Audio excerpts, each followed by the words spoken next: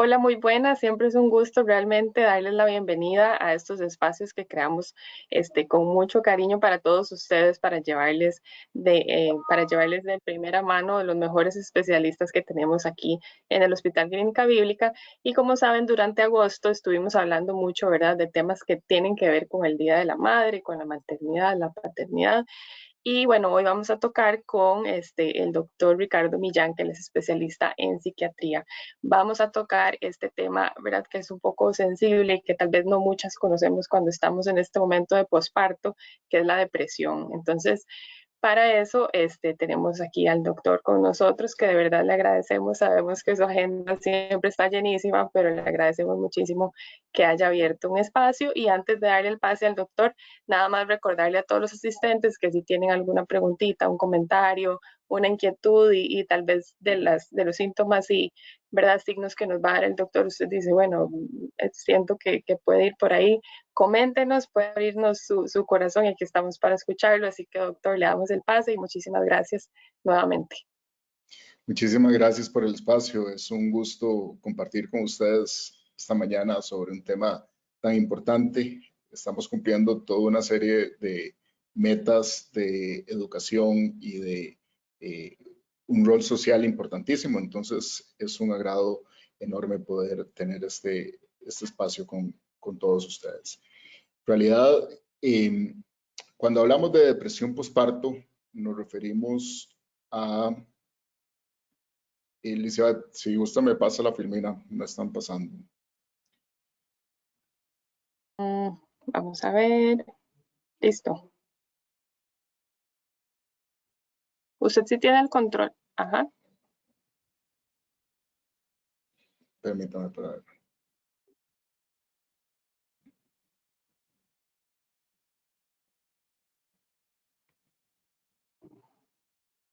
Nosotros hablamos de depresión postparto, pero en realidad estamos muy claros que el fenómeno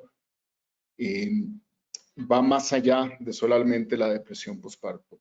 Hablamos en general de depresión perinatal que se encargaría de unir y unificar los fenómenos de la depresión durante momentos del embarazo y luego la continuidad durante el periodo postparto. De esta forma lo entendemos porque generalmente este es el fenómeno que vemos en la clínica. Hay, por supuesto, pacientes que inician con los síntomas depresivos específicamente en el posparto, pero estamos muy claros que los síntomas de depresión durante el embarazo son, por lo tanto, un factor de riesgo importante para que se perpetúe luego del nacimiento del bebé. Entonces, a modo de práctica, ¿es un mito o es una verdad? El embarazo es protector para cualquier síntoma psiquiátrico. Esto viene básicamente de una serie de promociones que en algún momento se empezó a hacer, en donde se daba a entender que el hecho de tener un bebé siempre iba a ser protector de los síntomas de la depresión en las mujeres. Y la verdad es que esto, en efecto, es falso. Nosotros estamos muy claros que las mujeres embarazadas, cuando menos llegan a tener los mismos síntomas de depresión que las mujeres no embarazadas. Aunque hay algunas estadísticas que nos dicen que podría ser incluso bastante mayor. Algunos estudios nos han hablado de un 10%, de un 20%, de un 15% y más o menos por esos rangos es que podemos encontrar síntomas de depresión en mujeres en el momento posparto específicamente.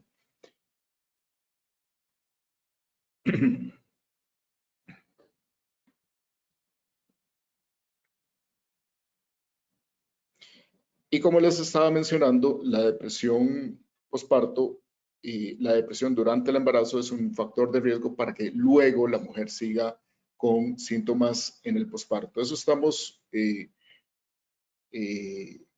muy claros de que si llega una mujer deprimida y está embarazada, tendríamos que tomar una serie de acciones importantísimas para evitar que este fenómeno se pueda perpetuar en el tiempo.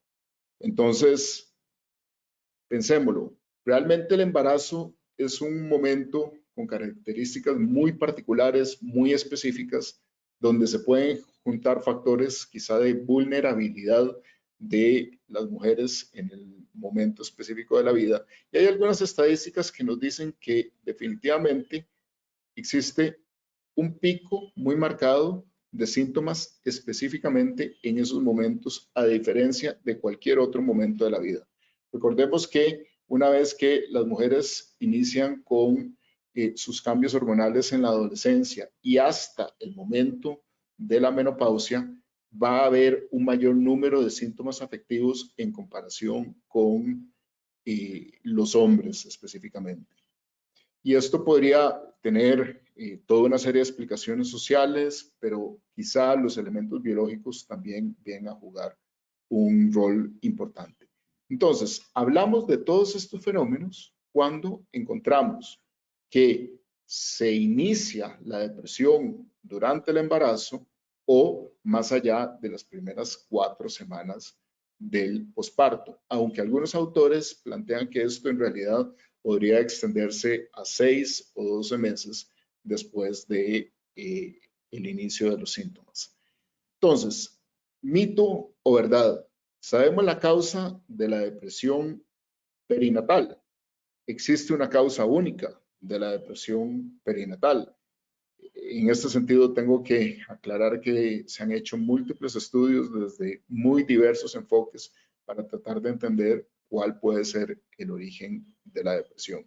Y es que en realidad no hablamos de una sola causa en el inicio de la depresión postparto, sino de un conjunto de factores que posiblemente interactúan entre ellos, que ahorita vamos a mencionar, y que finalmente podrían tener una relación con la expresión de lo que estamos observando en nuestros pacientes. Entonces, hablamos de una depresión perinatal, pero hay un contexto personal de cada una de estas mujeres. Hay una historia de vida, hay una relación de ella con su propia madre, hay una relación de ella con sus hermanos, hermanas, si tuvo en algún momento un rol específico maternal hacia otras personas, pero también hay componentes genéticos que brindarían finalmente una vulnerabilidad específica para esa persona en particular. Hay todo un enfoque muy bonito sobre los cambios hormonales que se dan después de nacido el bebé y cómo, dependiendo de las secuencias y de la vulnerabilidad de cada una de estos pacientes, eventualmente podríamos entender por qué se estarían generando algunos de estos síntomas depresivos y ansiosos en estos pacientes. Por ejemplo, recordemos que durante la fase posparto aumenta el riesgo de tener enfermedades inmunológicas y que muchas veces los cambios de la respuesta del sistema inmune podría eventualmente propiciar estados, por ejemplo, de cambios en el funcionamiento de la tiroides que eventualmente tendrían una relación directa con los síntomas que estamos conversando. Pero de igual manera, son periodos en que van a haber muchos cambios con afectación del sueño que en personas vulnerables no dormir, pues por supuesto que puede propiciar y acompañarse de síntomas depresivos.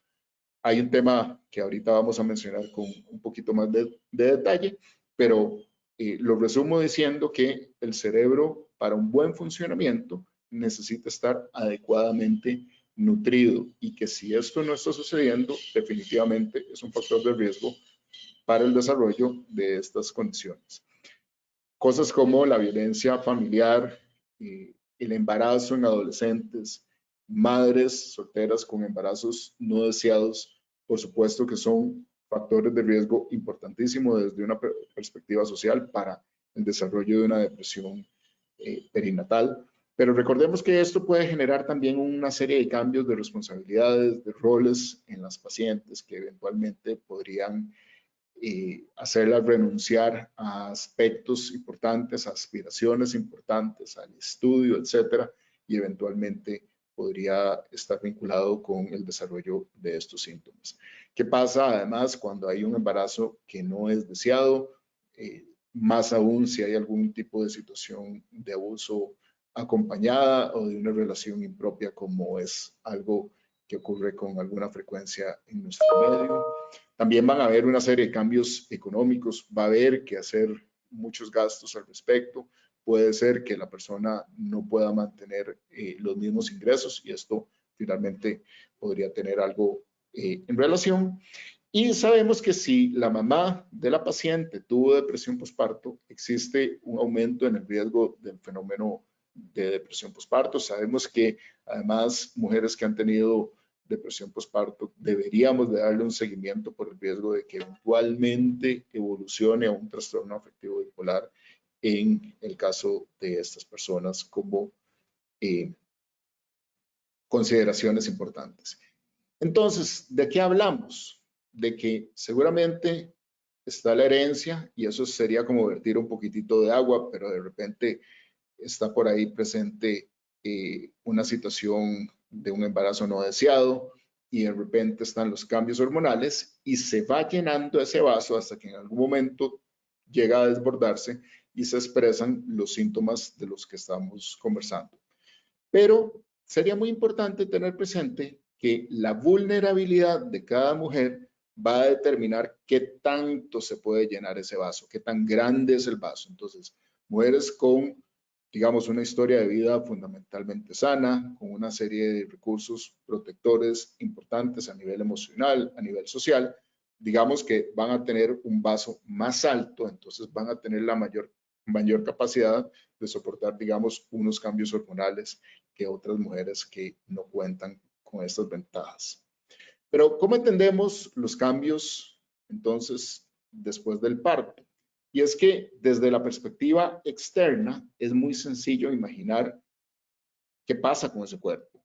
El abdomen, pues obviamente se reduce, las mamas cambian su tamaño, la coloración de la piel va a tener una serie de cambios importantes, el peso tiene un cambio drástico, pero nos quedamos pensando realmente qué sucede dentro de ese cerebro cuando se dan todos estos cambios, cuando cambian el sodio, el potasio, cuando la persona cambia la hidratación que va a tener, cuando se da una serie de bajonazos hormonales de forma súbita, pues obviamente esto va a tener una repercusión a nivel cerebral.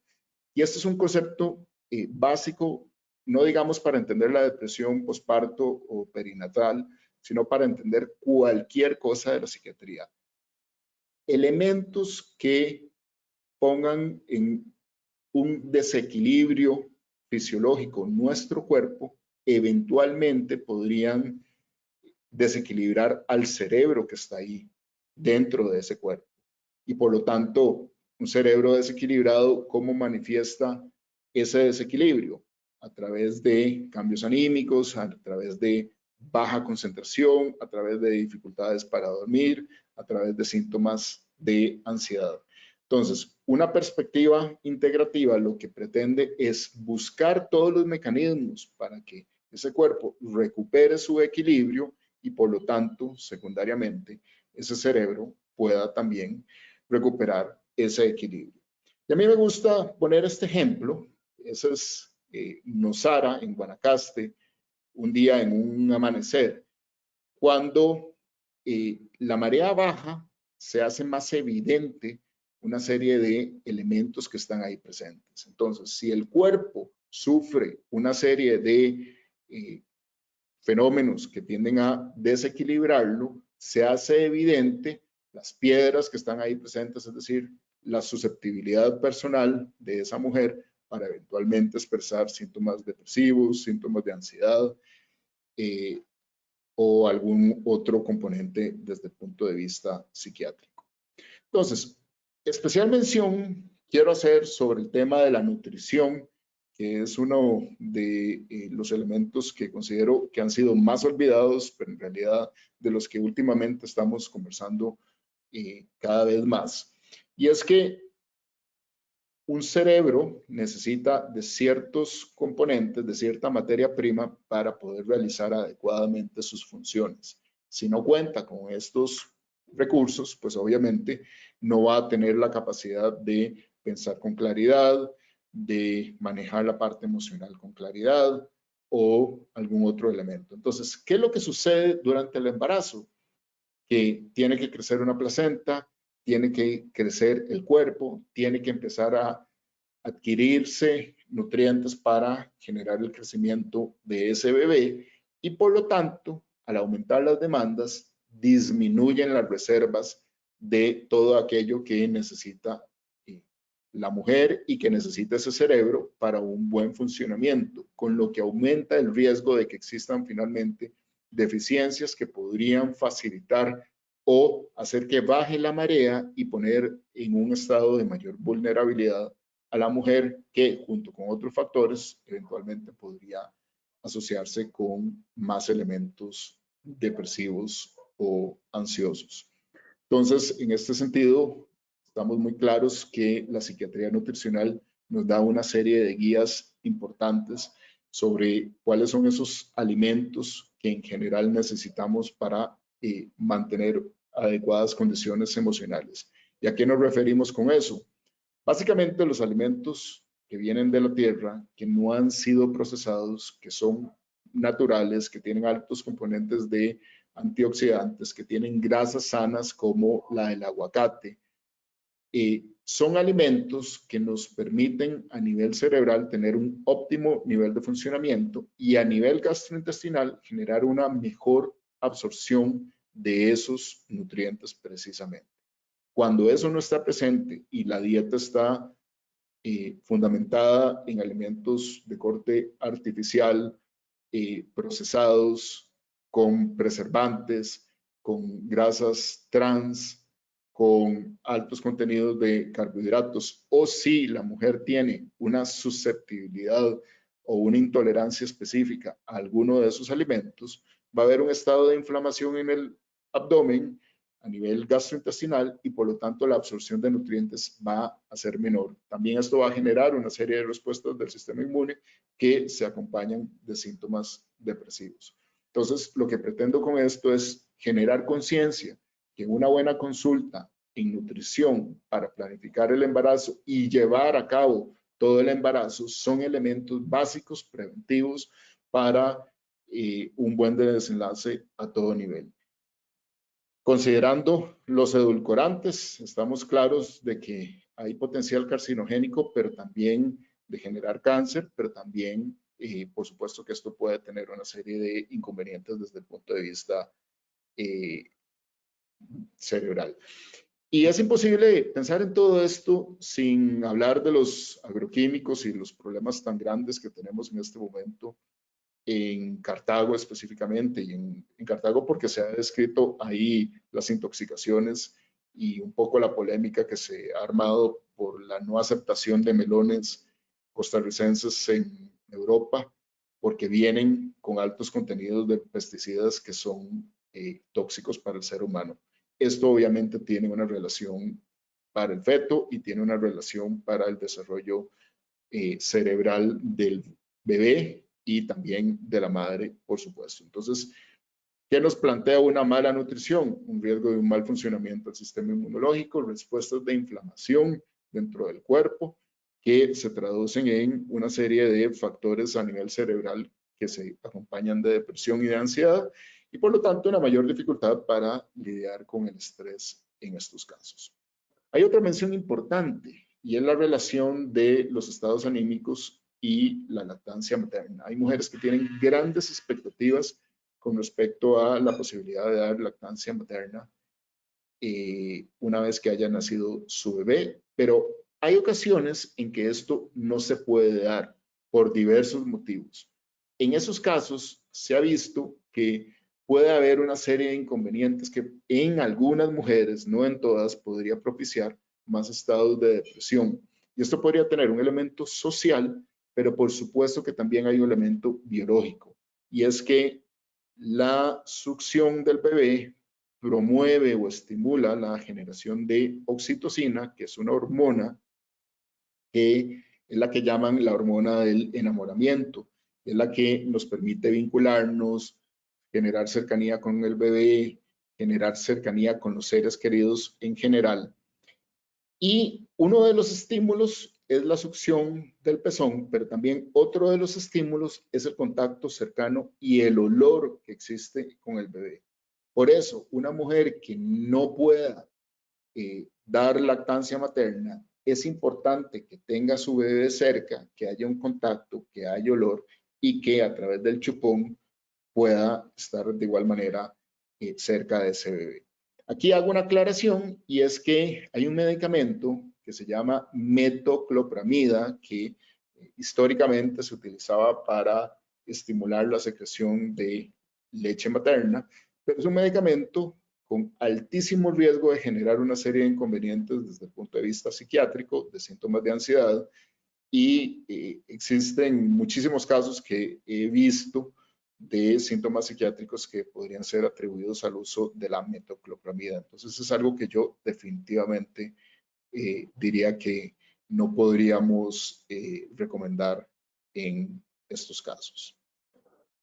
Pero también hay un asunto importante y es el imaginario que tenemos del rol de la mujer con respecto a la maternidad y otras áreas de la vida. Y a mí siempre me ha parecido muy representativo el símbolo de la seguridad social en Costa Rica, porque cuando las mujeres le describen a uno todas las demandas y todas las expectativas que se tienen sobre ellas, yo creo que está un poco representado por esta figura.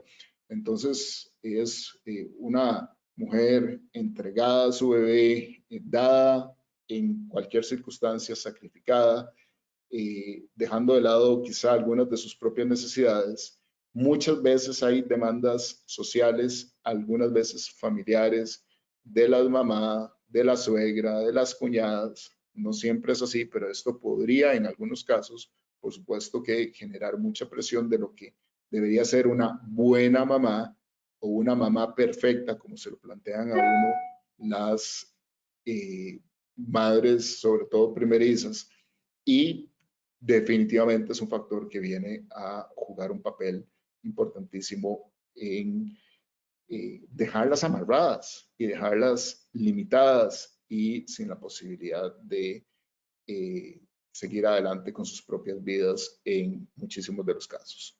Entonces, ¿cómo se presentan los síntomas en estos casos? Hablamos de los síntomas de depresión que deben de tener dos elementos básicos fundamentales, de la tristeza persistente, que no resuelve fácilmente, que se mantiene en el tiempo, que afecta el funcionamiento de esa mujer, y la pérdida del disfrute y de la capacidad de identificar esos espacios como agradables, como productivos.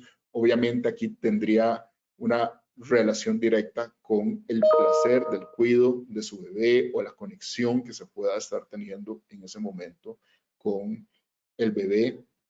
Luego están toda una serie de fenómenos ansiosos y aquí habría que hacer una aclaración. La gente llama depresión posparto a todos los fenómenos, aunque uno podría identificar precisamente elementos que podrían estar entrelazados o algunas veces predominar uno más que el otro.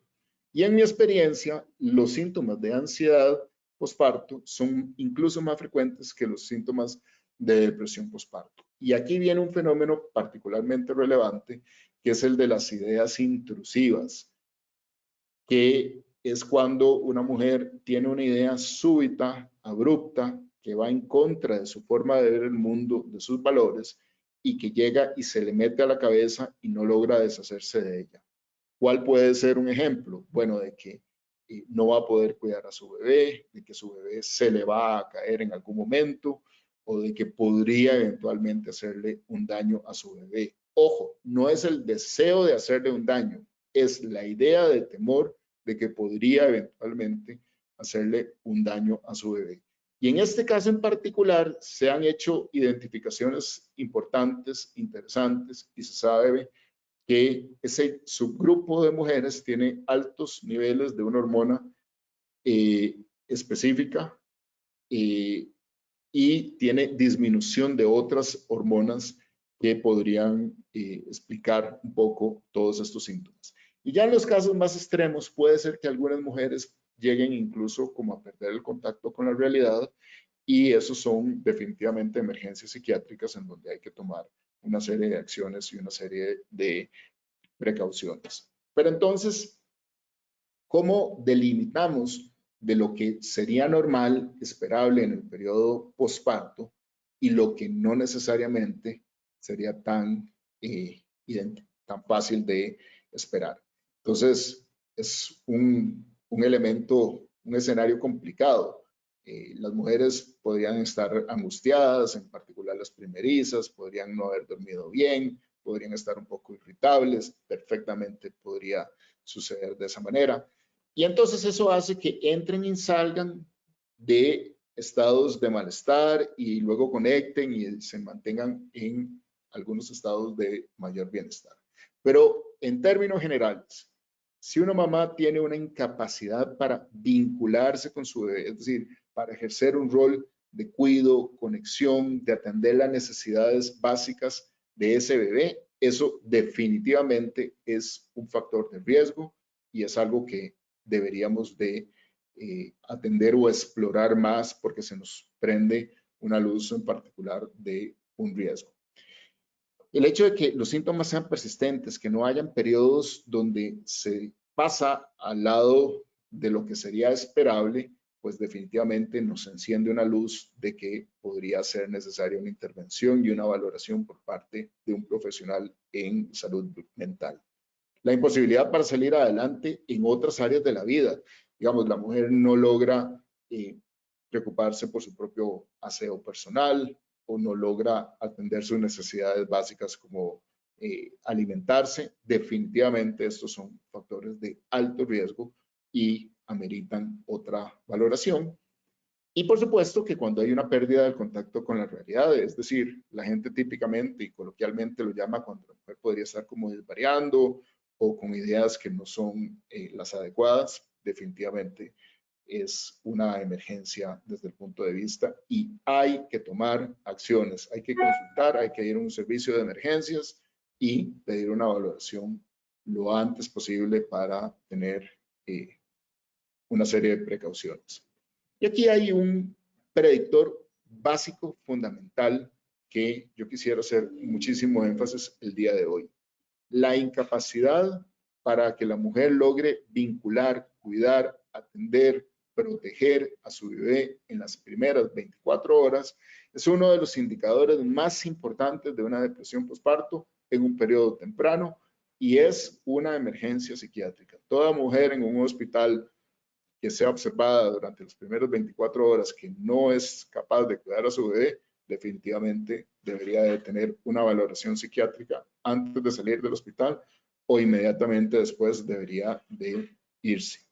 Pero ¿qué pasa si eventualmente se instaura la depresión postparto y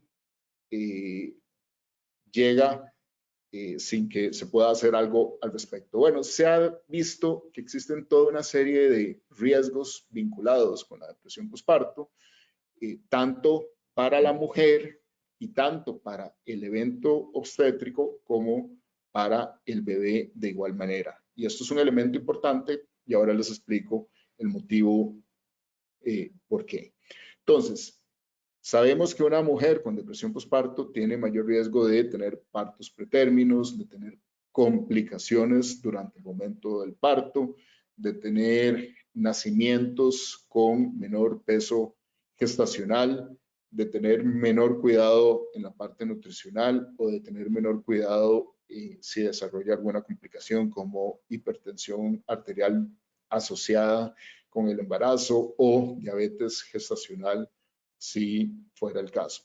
Pero de igual manera existen riesgos para los bebés donde al nacer más temprano son más vulnerables a distintas complicaciones, infecciones, claramente son bebés que puedan estar más inmaduros, pero definitivamente Aquí esto lo tendríamos que relacionar con la teoría del vínculo, que es una teoría muy importante en la psiquiatría y en la psicología, y que nos plantea que los seres humanos tenemos necesidades básicas como alimentarnos, como ingerir líquidos, pero de igual manera como recibir afecto y poder dar afecto. Entonces, hace poco después de la Segunda Guerra Mundial, un autor muy importante, John Bowlby, hizo la descripción de esta teoría del vínculo, en donde él descubre que los chicos que logran vincularse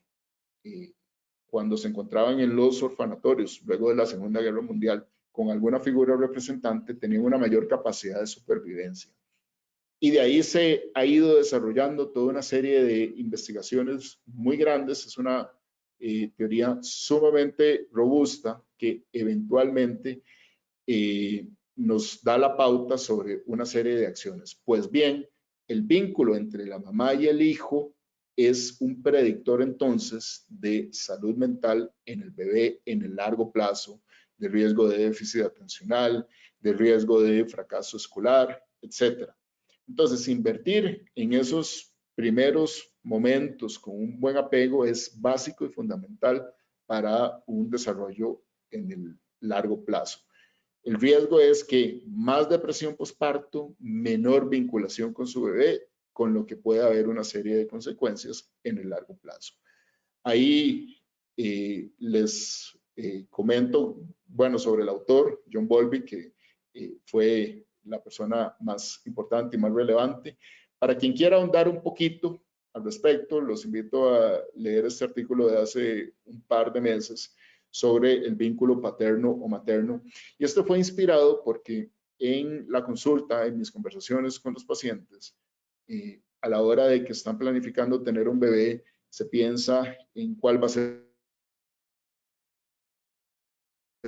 piensa cuáles acciones desde el punto de vista económico hay que tomar, se considera cuál es el coche más adecuado o el asiento para el carro que tiene mejor grado de protección, pero nadie planifica cómo trabajar, fortalecer o ser consciente de la vinculación con el bebé que está por venir al mundo.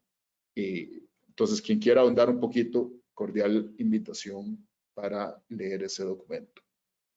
Y ahí viene una frase que la he escuchado quizás cientos de veces, y es el de esta mujer siguiendo aquella imagen inmaculada, la de el símbolo de la caja, que llega y nos dice: doctor, es que yo prefiero sacrificarme por mi bebé, no tomar una acción, no tomar de repente un medicamento.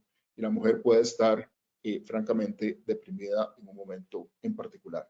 Estas ideas a veces son reforzadas por familiares o incluso por algunos profesionales de salud. El problema es que no tomar acciones genera la falsa sensación de seguridad de que todo va a estar bien y de que no va a haber ningún riesgo asociado, cosa que no resulta ser el caso. Existen un montón de riesgos de no tomar acciones o de no tomar un tratamiento cuando es lo que corresponde en el caso particular. Entonces, mito o verdad, durante el embarazo no se puede dar medicación antidepresiva. Yo creo que este mito se genera porque en general en psiquiatría todos los medicamentos se meten dentro del mismo saco. Entonces existe la idea de que todos son iguales o que todos implican los mismos riesgos, y viene el cuento de las adicciones y una serie de elementos que están totalmente desfasados y que normalmente no hay claridad o un buen conocimiento sobre cómo actúan estos medicamentos. Y la realidad es que nosotros tenemos que hacer una balanza riesgo-beneficio, como todo lo que nosotros hacemos en medicina. Entonces, estar claros de cuál podría ser el riesgo de dar un medicamento, pero también claros de cuál es el riesgo de no dar el medicamento. Y a veces puede ser que el riesgo de no dar el medicamento sobrepase los riesgos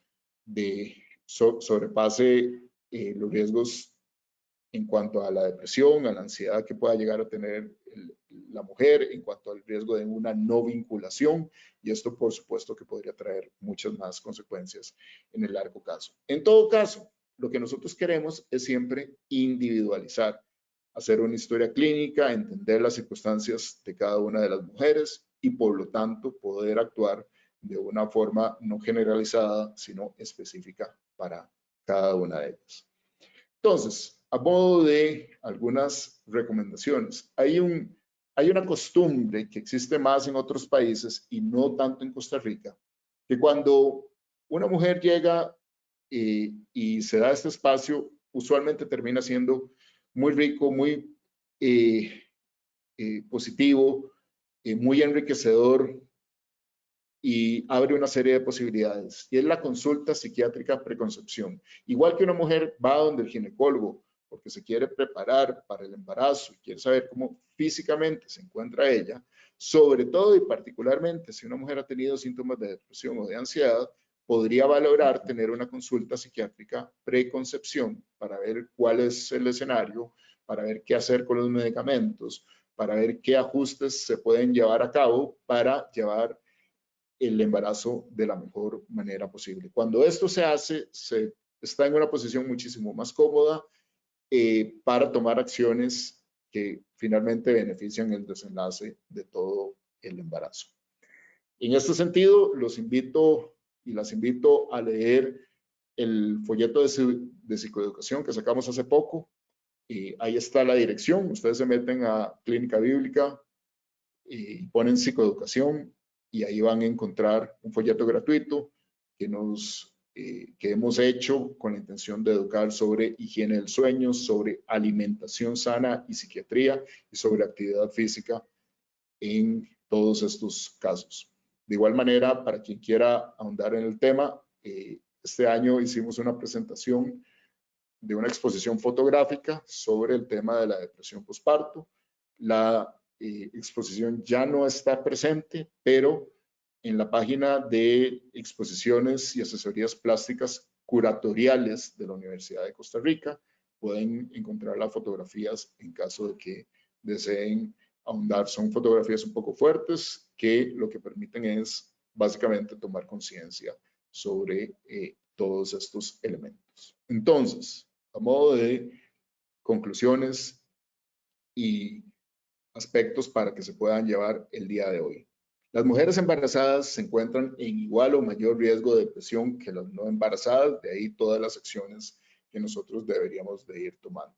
Cuando existe depresión durante el embarazo, hay un alto riesgo de que continúe esa depresión durante el periodo de posparto, entonces hay que dar una vigilancia extrema, hay que dar muchísima educación para ir viendo la evolución de estas personas.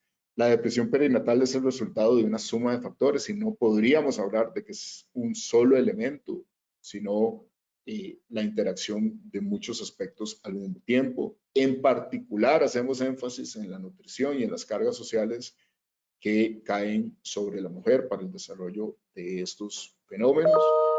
Estamos claros que también la presentación de los síntomas perinatales puede ser muy variada y puede tener, digamos que, distintas caras. Hablamos de los síntomas de depresión, de los síntomas de ansiedad, y eventualmente de la desconexión con la realidad que también puede llegar a darse en estos casos. Y hay algunos elementos que nos ayudan a diferenciar lo que es sano de lo que no es sano para que podamos tomar acción cuando así corresponde. Recordemos, una no vinculación es una emergencia psiquiátrica, particularmente en las primeras 24 horas de vida en una mujer que claramente tenía el deseo de vincular con su bebé. Existen diversos riesgos que acompañan la depresión perinatal, tanto obstétricos como infantiles. Y de igual manera existen diversos tratamientos. No hemos hablado mucho al respecto, pero un poco el mensaje es, si hay necesidad, consulten, busquen ayuda, vayan a un servicio de emergencias, traten de coordinar un espacio con un profesional de salud mental, que esto va a traer una serie de beneficios. Existen diversas medidas también preventivas, como las que hemos estado conversando. La consulta preconcepción creo que sería verdaderamente importante. Entonces, con estos elementos damos final a este espacio de conversación. Me gustaría saber si alguien más tiene alguna duda, alguna consulta sobre lo que hemos estado conversando.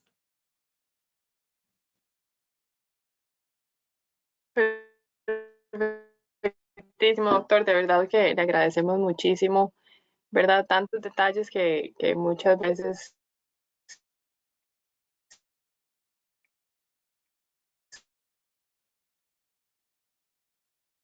uno da por sentado, como la alimentación, ¿verdad? De verdad que es muy interesante. Vamos para las preguntitas. Bueno, aquí nos preguntan específicamente por la sertralina, que si podría generar algún efecto negativo en un feto, o si bien a raíz de su uso podría haber un trastorno de comportamiento o sueño en el bebé al nacer. Bueno, muchas gracias por la pregunta. En general, nosotros sabemos que, tal y como dijimos, tomamos la decisión de hacer una balanza riesgo-beneficio en el momento del embarazo y en el momento del posparto. La sertralina es quizá el medicamento antidepresivo que en nuestro medio ha sido más utilizado durante el embarazo. En mi experiencia personal, es por mucho el más utilizado durante el embarazo.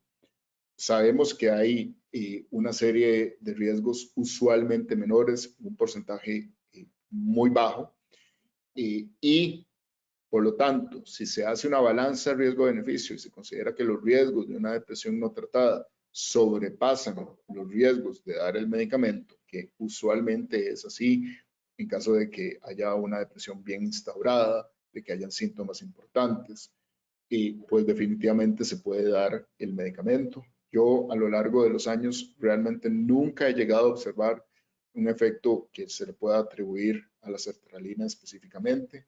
Creo que además es un medicamento que a la hora de nacer el bebé tiene un potencial, digamos, bajo de generar un síndrome de descontinuación en el bebé y de quizá una irritabilidad transitoria difícilmente va a pasar.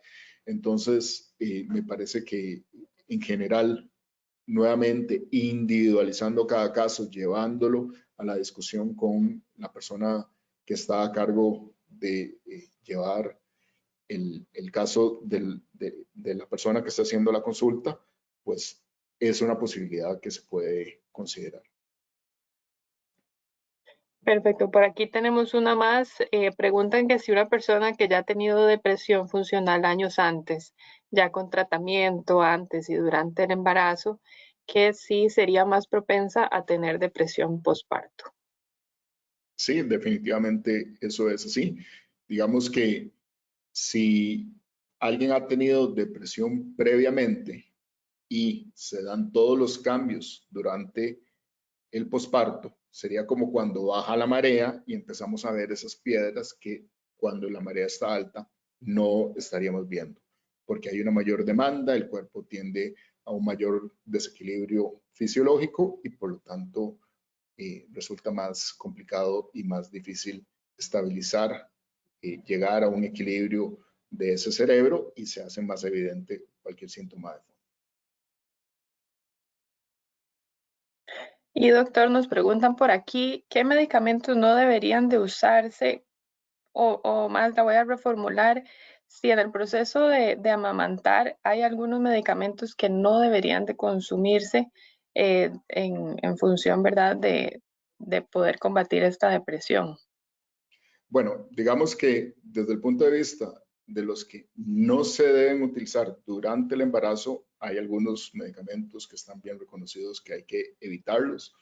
Digamos que en general todas las benzodiazepinas, es decir, el diazepam, el clonazepam, el alprazolam, son medicamentos que no deberían de estar presentes durante el periodo del embarazo. Pero las circunstancias cambian un poquito para el momento de la lactancia materna y digamos que hay algunas posturas de expertos en el tema de las asociaciones de pediatría, de ginecología y de psiquiatría que nos han planteado que si el medicamento antidepresivo se excreta en leche materna en un 10% de la concentración en sangre o menos, es un medicamento seguro para utilizar durante la lactancia materna. Entonces, los dos más seguros, que se excretan cerca de un 2 o 4% en leche materna durante la lactancia, el periodo de lactancia, son la sertralina precisamente y la paroxetina. Aquí hago una aclaración. La paroxetina es de los que se evitan durante el embarazo, pero se pueden utilizar durante el periodo posparto, y mi experiencia con paroxetina en periodos pospartos ha sido particularmente buena, sobre todo porque ayuda mucho con el control de los síntomas obsesivos. Entonces, dependiendo del caso, se puede utilizar alguno de estos. Digamos que hay otros que uno pues tampoco quisiera utilizar durante la lactancia materna. Por ejemplo, el litio es un medicamento que definitivamente contraindicaría por completo la lactancia materna, entre algunos otros.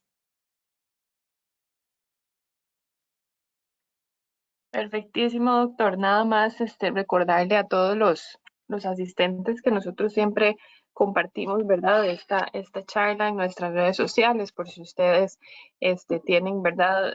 Alguna dudita de algo que ya el doctor explicó, si quieren compartir esta charla con alguna otra persona que ustedes conozcan y ya con esta información hayan percibido que va por aquí el problema, ¿verdad? Siempre estamos aquí para apoyarles y recordarles también que durante todo este mes estuvimos hablando de temas, ¿verdad?, muy importantes de relación de pareja durante el embarazo, la vida sexual, ¿verdad? Y un montón de cambios que vienen ya cuando el bebecito está en nuestra casa. Así que, de verdad, doctor, le agradecemos un millón por este ratito que nos regaló y también, de verdad, agradecerle a todos los asistentes que se tomaron esta horita para poder aprender un poquito más, como dice el doctor. Queremos siempre, ¿verdad?, ser líderes ¿verdad?, en crear esta cultura y poder enseñarle un poquito más a las personas sobre todos los temas de salud. Así que, doctor, muy amable, muchísimas gracias. Entonces, feliz día y feliz semana para todos. Igualmente, hasta luego.